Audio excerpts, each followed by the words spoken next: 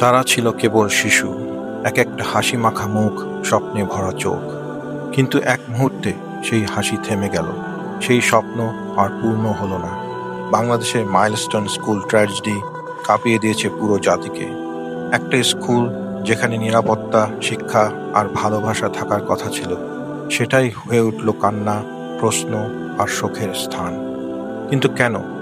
আল্লাহ কেন এভাবে নিষ্পাপ শিশুদের নিয়ে যান?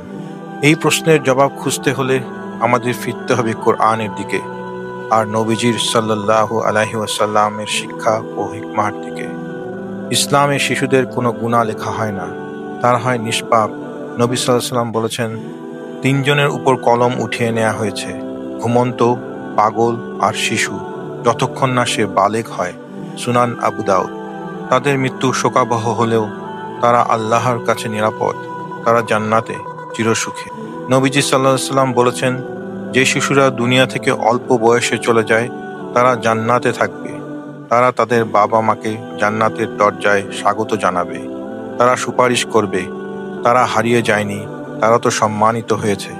এই দুনিয়া তাদের জন্য শেষ নয়, বরং শুরু চিরস্থায়ী শান্তির।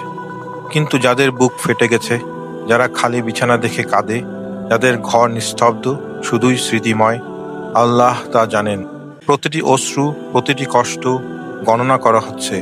আল্লাহ বলেন, আমি অবশ্যই তোমাদের পরীক্ষা করব ভয়, ক্ষুধা, সম্পদ ও প্রাণের ক্ষয় দ্বারা, আর ধৈর্যশীলদের সুসংবাদ দাও।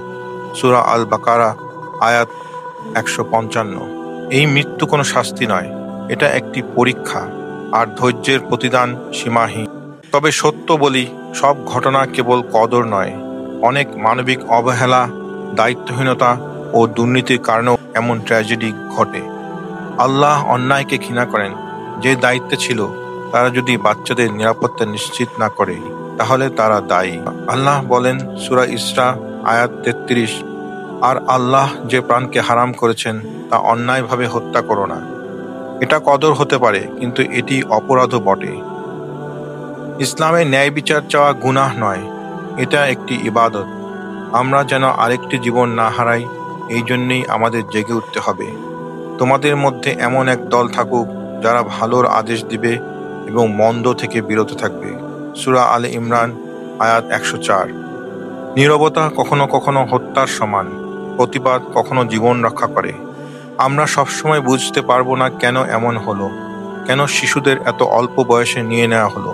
কিন্তু আমরা জানি আল্লাহ সবচেয়ে জ্ঞানী, তিনি পরম দয়ালু, তিনি কাউকে অন্যায় করেন না। প্রত্যেক কাদা চোখ, প্রত্যেক হারানো জীবন প্রতিদান পাবে। আপনার সন্তানকে জড়িয়ে ধরুন, শিশুদের জন্য দোয়া করুন, আন্দোলনে কণ্ঠ দিন, আল্লাহ রহমতে আশাবাদী থাকুন। কারণ যারা চলে গেছে তারা হারায়নি, তারা অপেক্ষা করছে জান্নাতের বাগানে, যেখানে নেই কান্না, নেই ব্যথা, নেই অবিচার, শুধু শান্তি, শুধু আলো। হে আল্লাহ, আমাদের শিশুদের হেফাজত করুন, যারা মারা গেছেন তাদেরকে জান্নাতুল ফেরদৌস দান করুন, শোকাহতদের অন্তর শান্ত করুন, আমাদের জাতিকে রক্ষা করুন। আমিন।